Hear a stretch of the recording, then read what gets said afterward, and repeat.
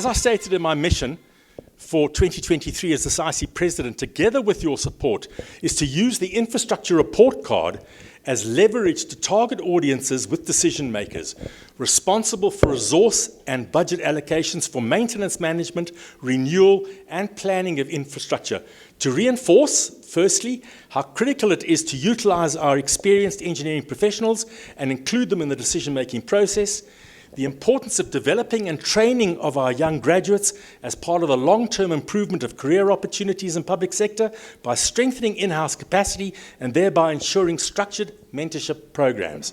And thirdly, by positioning the public sector as the employer of choice for engineering professionals. At the moment, there's obviously a tendency not to go and work in public sector because it's not a very easy environment. And we need to change that. They must become an employer of choice and offer that opportunity for our young graduates to want to be part of that environment in public sector and local government. Okay, so I'll be highlighting the role of civil engineering in the provision and maintenance of infrastructure, and the primary targets will be both the political and technical representatives in national, provincial and local government and state-owned companies. I've already been engaging with local government and national provincial stakeholders during my presidential visits to Limpopo and to Cape Town. The secondary targets will be representatives in the tertiary institutions. Like this morning, I was at, not this morning, yesterday, was it? UJ, and before that we've been in Cape Town and Western Cape universities.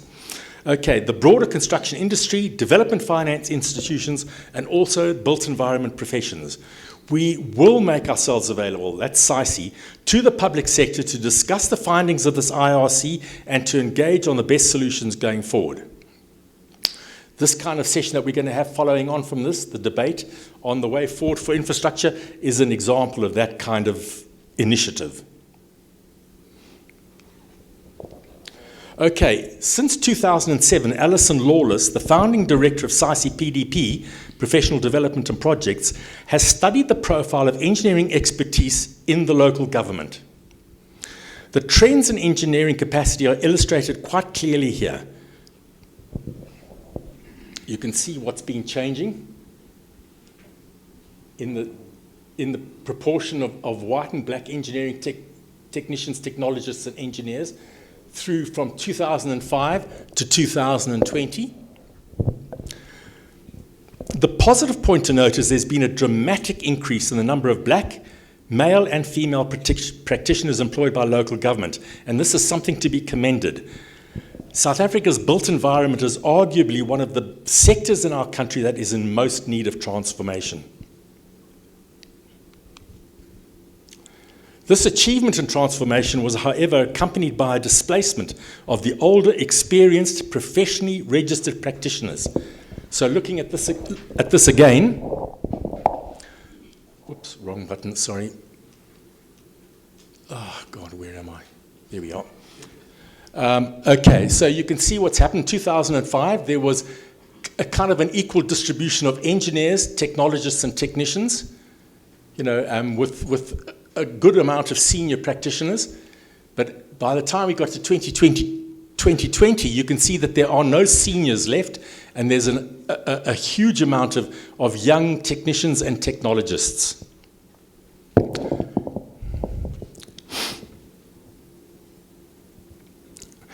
The leaving of the more experienced engineering practitioners means that the young graduates do not have anyone in the workplace to provide structured mentorship program, which is essential to develop their skills in service delivery and, more importantly, to guide their holistic careers towards professional registration.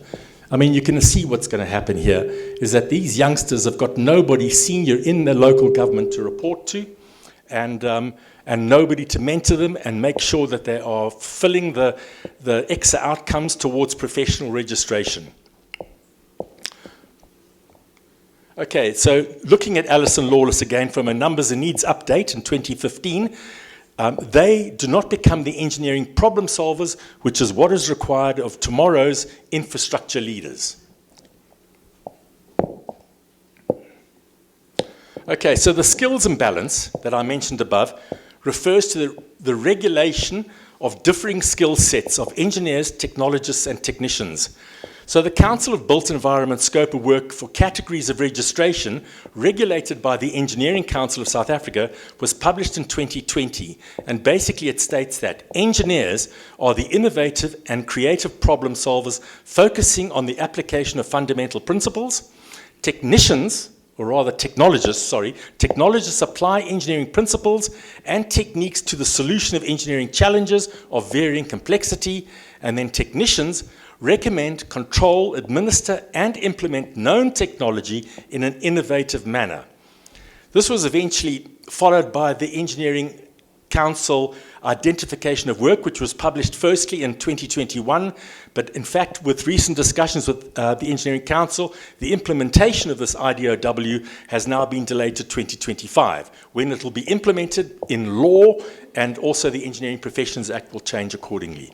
And that's a very important milestone. It will become law that anybody practicing engineering will need to be a registered professional. Okay, so really these categories that are mentioned here in the categories of registration, I personally don't support the notion that these skill sets are so linear or so pigeonholed. For me, it comes down to the creative capability of each individual and the quality of mentoring they've been exposed to leading up to their professional registration and specialization beyond. In other words, I'm quite comfortable and have met plenty of technicians who do the work of engineers and do it well. So there's nothing stopping any of these categories interacting and having the experience to perform duties that are more innovative and creative and not just so much working with and implementing known technology. But having said all of that, it is true to say that the infrastructure departments in public sector still require the correct balance of these skill sets, regardless of who's doing the work. They have to have all of these skill sets within the public sector to function effectively. And that's what is lacking at the moment in the public sector.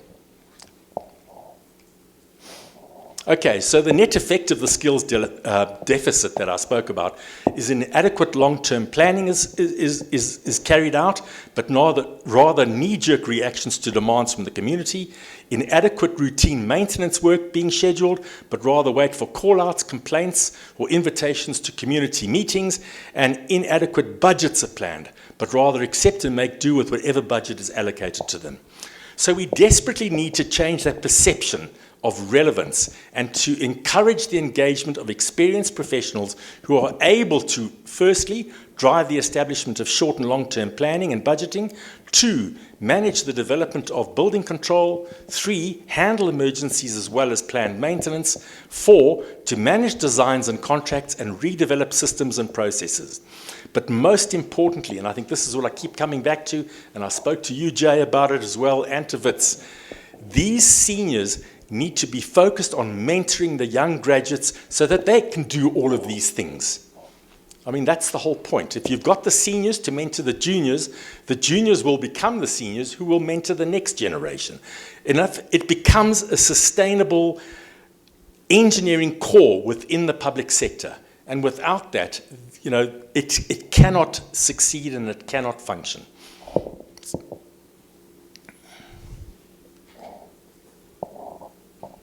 So, what do we do going forward to turn around the public sector perception that our engineering practitioners are nothing more than a resource? That was what I mentioned earlier. How do we increase the relevance of the professional in the built environment? So I'm determined to reinforce SAICE's role as the trusted advisor to stakeholders in public sector, state-owned companies and municipalities. I firmly believe that if SAICE is seen as relevant, so too will the civil engineering professionals in the built environment. We must become the go-to place for decision makers and the public media for advice, consultation, commentary and opinion on civil infrastructure, service provision and policy-making matters. And most importantly, SAICE needs to be taken seriously.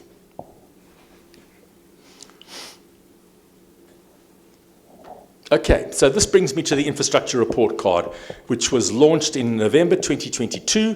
It is potentially the best and at the moment the only tool in the SAICE toolbox which expresses the professional opinion of this learned society about the current condition of our infrastructure.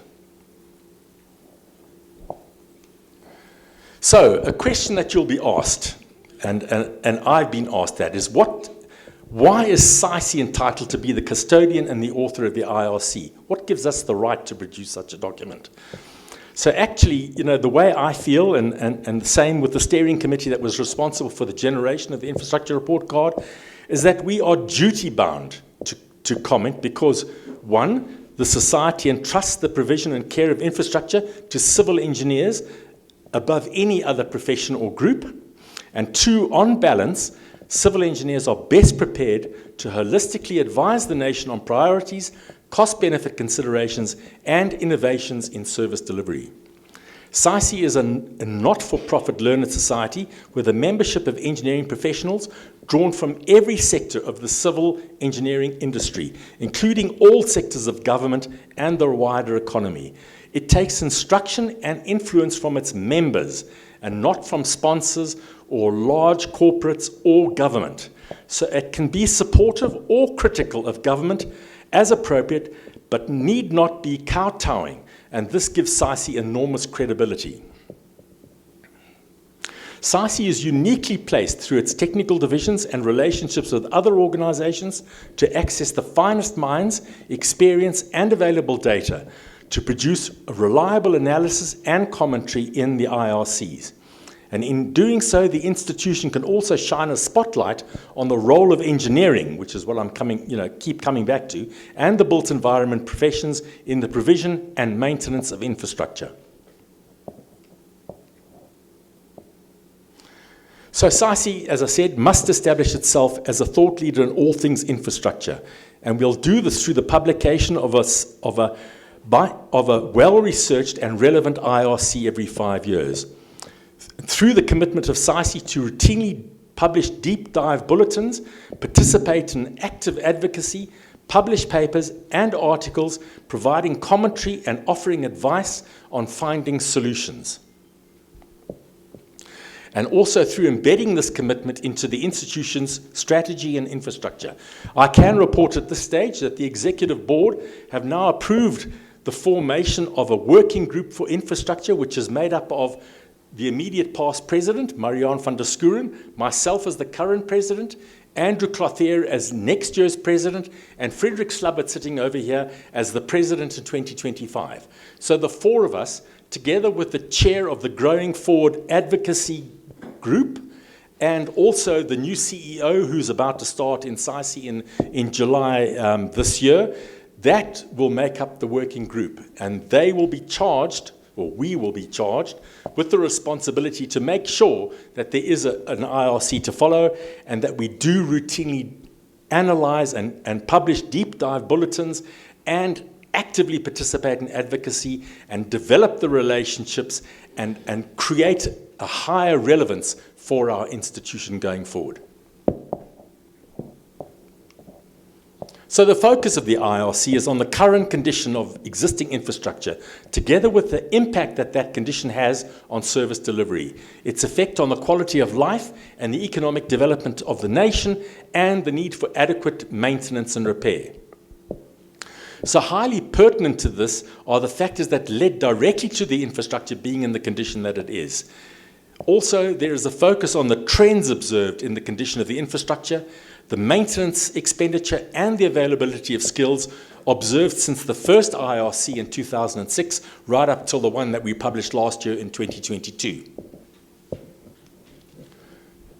So the value of these IRCs lies in their ability to inform and influence macro-level planning, to lobby for infrastructure funding, to stimulate debate on the condition of infrastructure and the effect that it has on the quality of life and on the economy. So this debate we're going to have following on from this presentation is exactly one of those initiatives that we are creating to discuss ways forward to improve the condition of our infrastructure going forward, and to highlight the actions that we believe are necessary to improve the condition of the nation's infrastructure and hence the quality and reliability of service delivery. So the opportunities to SAICE as an institution are undeniable. It raises our relevance in the industry and the profile of the institution as an independent learned society and a fair arbiter of infrastructure evaluation. To enable our access to updated infrastructure research, whilst at the same time introducing the institution to knowledge experts in the field, and to create a platform for further SAICE publications and engagements, which is what I referred to earlier.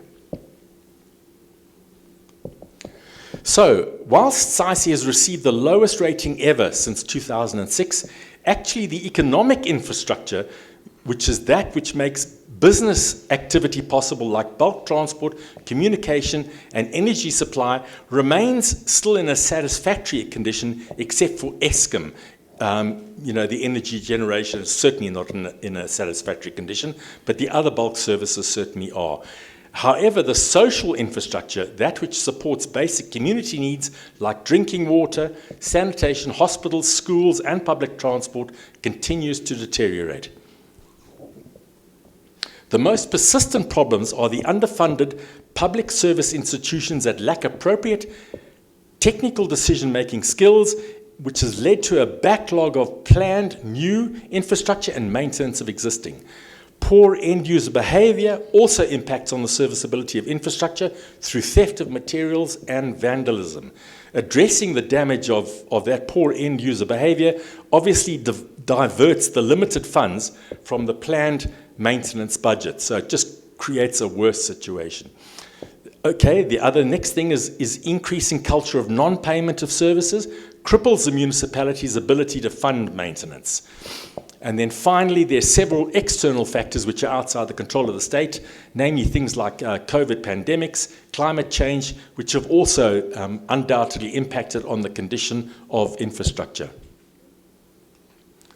So it's not an easy fix for government to improve the country's infrastructure rating, but not impossible. Private sector involvement in the funding, management, operation, and maintenance is key, but this will require a change in mindset of those in control. A paradigm shift is required.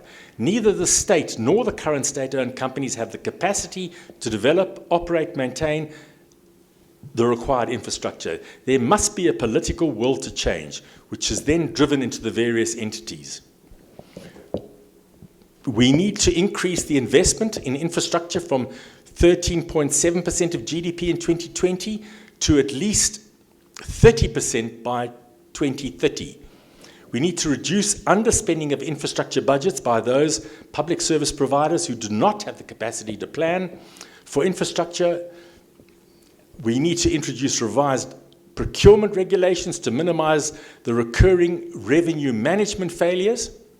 And we need to sensitize those decision makers in national, provincial, and local government departments and state-owned companies of the importance of economic and social infrastructure and of its deteriorating condition, particularly alerting them to the dire consequences that occur when maintenance of infrastructure is neglected and the renewal or replacement is delayed. We need to provide assistance to those decision makers and support teams in the built environment. We need to persuade them about the importance of maintenance and life cycle planning and to provide guidance on remedial activities. And finally, we need to encourage those decision makers to enhance their capacity within their infrastructure departments by highlighting the role of the civil engineering profession in service delivery through the planning, design, construction, operation, and maintenance of infrastructure. So that comes again. That's about the relevance of the civil engineering professional. I'm nearly done. Getting there. Okay, so I feel it's fair to say that the infrastructure report card commentary on the infrastructure condition and the associated declining grades are indicative of inadequate planning and maintenance, which is a direct consequence of that imbalance of skill sets that I referred to earlier. So if I have any hope of making a positive impact here, it's critical for me to garner support from all of you, our SAICE members in the branches and divisions, as well as the other VAs and the councils, and also the private sector, and obviously, ideally, the public sector too. So I close by saying to all of you, there's no doubt in my mind that the positive change to the relevance or value of the engineering professionals in their respective professional institutions is a principal key to the proper capacitation of public sector institutions, which will in turn lead to the improvement of infrastructure in South Africa, which will best serve the public interest. So I close off by saying, that's it.